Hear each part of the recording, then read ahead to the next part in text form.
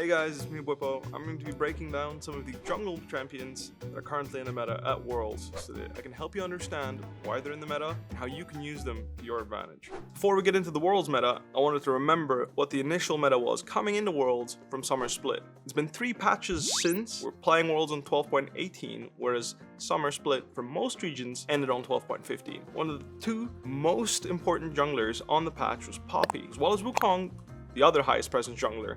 Both having tank jungle clear nerfs means that they're less high presence in a meta where champions that got buffed, like Hecarim, are going to be farming really quickly. The fact that the meta changes, it's not only jungle nerfs, it's also AD carry nerfs, mid lane nerfs, top lane nerfs, support changes. There's a bunch of changes going on in League of Legends always in every patch, and because there's been 3 patches, of course, the presence of certain champions that exist to counter other roles, such as Vi, primarily used to counter Zeri and Ahri in the meta, are also going to lose presence. Vi is no longer a champion that's considered a priority pick, and that doesn't mean that she's not going to be played at all, it just means that she's only going to be used in specific niche scenarios. Moving forward, going into the Worlds meta, we'll notice that Hecarim showed up. Hecarim got a pretty big change list, which basically made him more of a bruiser, dealing more damage over a prolonged time in a team fight. Jungle meta is kind of looking like you're Hecarim, you're a flex pick, or you're pretty good in a Hecarim. I'm going to elaborate a little bit on that because, well, what's a flex pick really? A flex pick is basically a champion you can use in more than one role. Sejuani is a great example of a champion that can be jungled,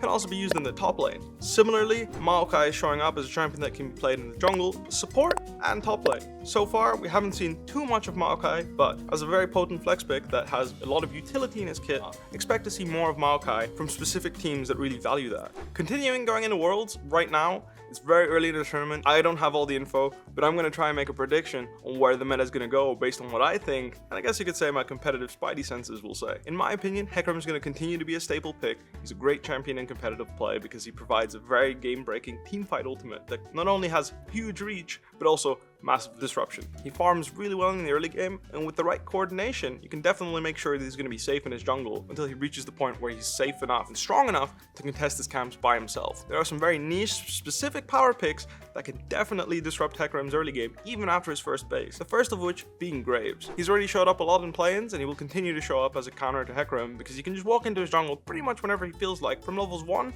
until, well, right about 6. Lastly, I wanted to mention some meta picks that for some reason haven't shown up yet, but I'm sure will show their face very soon at Worlds, which are Nidalee and Nocturne. Nidalee, in my opinion, is the other apex predator of the jungler, next to Grey, because not only can she walk into your jungle, she can also bait your teammates to come and help you and still escape, because her pounce is such a short cooldown in the early game as well. It creates a very frustrating environment for everyone involved, and a great Nidalee player is probably one of the worst and most frustrating experiences for any jungler to have to deal with, so I can't imagine that Nidalee won't be showing up anytime soon. Lastly, this is a champion that showed very little priority, it's Nocturne. I do think Nocturne will show his face relatively soon, especially in a meta where Misfortune is being used, as she's generally speaking a mobile carry. Hard for her to really do much when Paranoia hits, and she's pretty much going for a spray and pray at that point. With all that said and done, I'm gonna hop into a solo queue game where I'm going to try and test out some of these junglers that I mentioned. I'm not the greatest Nidalee player, so I'm going to be aiming to play either Hecarim, show you guys what I think that you should be doing and how to stay ahead of the curve on the Hecarim, because it is important that you're going to be really fed. The more fed Hecarim is, the bigger of an issue he is, because he is a champion that doesn't run out of gas. In fact, he ramps up in team fights. With his new rampage stacks going up to 3, he really doesn't run out of damage once he gets going, and the only thing he really needs is to stick on to people. For Hecarim specifically, there's 2 main ways to play him, and in my personal opinion, there's the best way to play him. One with Conqueror and one with Phase Rush. I personally think the Conqueror Hecarim variant where you play Divine Sunderer or Trinity Force is significantly better than the Phase Rush option where you go potentially into a Bami's item or still go into the Divine Sunderer. I personally feel that way because, like I mentioned, Conqueror is going to stack really quickly with Hecarim. You're going to be jumping into a fight using all your abilities almost immediately, and then you're going to be spamming Rampage throughout the fight to deal such huge amounts of damage, really. So for runes, I personally think this is the most stable rune page. You're going to see in the game that I play that the extra resistances are always going to be relevant for Hecarim, especially with the fact that you're going to be increasing your armor and magic resist by 3% total. This is going to work with your W. So when you activate your W, you're going to get even more resistances. On top of that, unflinching on any bruiser that relies on movement speed and relies on uptime. Hecarim in this case really needs his uptime to spam those Qs and get those auto attacks in, because you're going to want to be proccing that Divine Sunderer every time you have it up. That said, super standard. It's Conqueror into Triumph, Legend Tenacity, and Last Stand. Pretty much every bruiser ever has used this. Full clear on Hecarim effectively, you're gonna want to put 2 points in Q. 2 points in Q increases his jungle clear speed significantly compared to skilling E, and is considered to be the standard thing to do on Hecarim. I really like running straight somewhere and putting this ward down. You can see that in solo queue, some people tend to sweep this ward when they're playing against Hecarim, because generally speaking, the champion is almost always going to try and ward early game to avoid level 1 invades, as he's not very strong level 1. That said, the enemy teams is not that much stronger level 1, except for top side, which is the place I'm going to be starting because, well, top lane is my weakest lane, and generally speaking, Aatrox isn't going to make any opportunities for me to gank the Fiora if the Fiora plays well, and I'm not really going to be able to influence that lane. It's always nice if you can get a leash from one of your laners, as you can employ a little technique here, which is kiting the blue and Gromp together, and then smashing Q on both of the targets at the same time. Always, when you're jungling, try to kite the jungle camps as efficiently as possible, taking the least amount of damage and abusing the patience bar as much as you can. Always maintain your Q stacks when clearing the jungle on Hecarim, and try to hit as many jungle monsters as possible. Because I got a leash, it's much more comfortable to jungle clear, but Hecarim usually can 315, which is the benchmark you're going to want to hit for a full clearing jungler. The bot lane wave is going to be bouncing, and the Talia is going to be showing mid lane for a gank, which means I can grab this Krabby for absolutely free. My bot lane hasn't pinged any summoner spells being used, but I can imagine some of them are on cooldown. As you can see, Ashe Flash got pinged, which definitely means I'm going to be popping Ghost here, running straight for the Ashe. I'm going to push the Seraphine and Ashe together, giving Rakan an opportunity to hit a 2-man W, and I'm going to be focusing the Ashe first, because she has no flash. That said, wasn't really a great play as Kai'Sa wasn't in range to follow up, so maybe I should have just focused the Seraphine and taken her flash. Either way, the wave's still going to be frozen as I push all the creeps back. Unfortunately, my teammates made a pretty big blunder and ended up getting caught and dying there. That said, I'm still really good in the game because I'm 28 to 21 CS. With 28 CS, I'm going to be smiting this as soon as possible, and I'm going to be attacking enemy golems. Not only is my top lane's wave going to be on the enemy side, giving him a little bit of relief, it's going to create a scenario where Talia can't influence the top lane. I'm going to be trying to steal these, and I'm going to be cutting them away, creating an environment where I can definitely run away from the Fiora in the case I'm face checked. No flashes are being pinged, so I'm going to assume that Fiora has flash, but if she uses her Q forward here, this will be a great opportunity to take it. Flash was down, and as you can see, thanks to a surprise gank, really great play by the Aatrox staying in the bush there and opening up an opportunity to surprise her in the bush. I'm going to start the Rift Herald here because I obviously have the stronger mid laner now that Pyke's ultimate is down, also a tool used in the skirmish, and when I have 3 stacks, I'm going to be much stronger. So what I'm going to do here is just fight the Fiora as much as possible and pop my Ghost to try and buy some time. She's outsmited me, so I'm going to be losing the camp, but that said, I'm still just going to continue to kite the Fiora away here as I'm in an attempt to run and buy time so I don't die. I did end up dying because my Silas refused to move, wasting way too much time. I mean, in my opinion, I think he should have just walked past the Pyke and tried to help me, but it's my bad for missing the smite there. That said, I may have to help my teammates. I want to just fight here. I'm going to blow my ultimate here to fear the Talia straight into my Silas's hands. Don't flash my spells. I'm going to try and finish her off.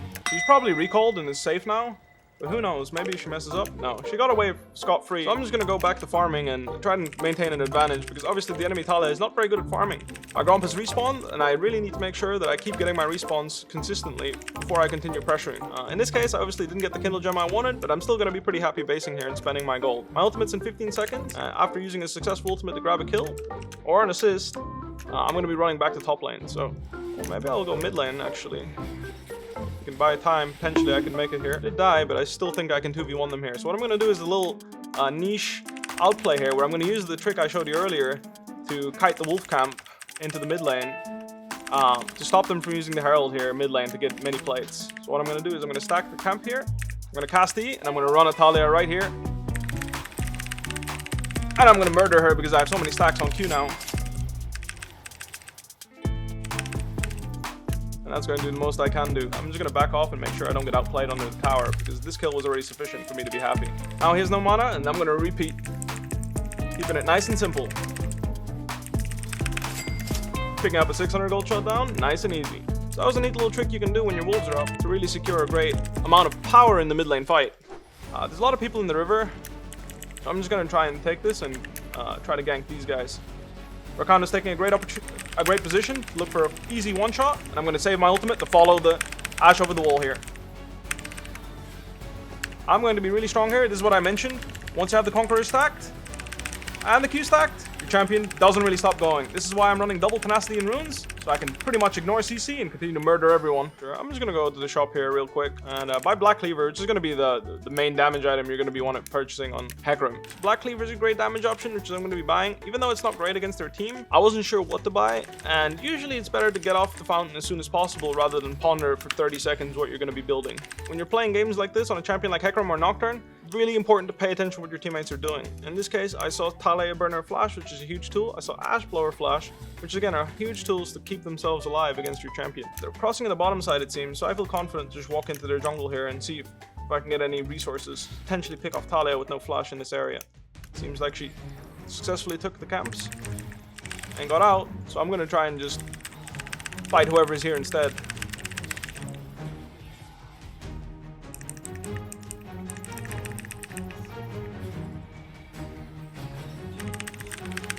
I'm just looking to fight whoever I can here as my team is skirmishing.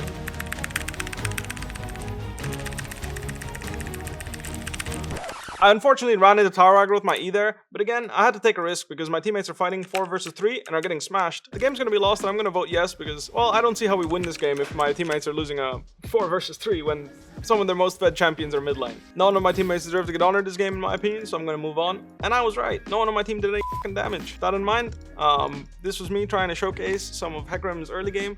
I obviously didn't play perfectly, but even though I was dying in the early game, I showed you guys how to stay ahead and use the information you have to your advantage. If you managed to get strong in the early game, you really saw how in 1v2, 1v3, 1v4 situations almost, I was able to dance around the enemy team and really deal a crap ton of damage, even though I was outnumbered almost most of the game. So even though I lost, you can really see that Hecarim is a fantastic jungle pick at punishing immobile champions without flash, as also putting them in a position where they have no flash and then repeat ganking them. Additionally, he farms really well, and if you can get that initial first clear off, he really doesn't slow down from that point as long as you're being efficient in your jungle. Kiting your camps and keeping your stacks alive on Hecarim is going to be crucial to clearing as fast as possible, as well as having the most influence in skirmishes as possible. Try to really make plays around the fact that your Q stacks are active, and fight around the fact that your Rampage stacks are fully stacked, because that's when you're at your absolute most powerful and you're almost really unbalanced.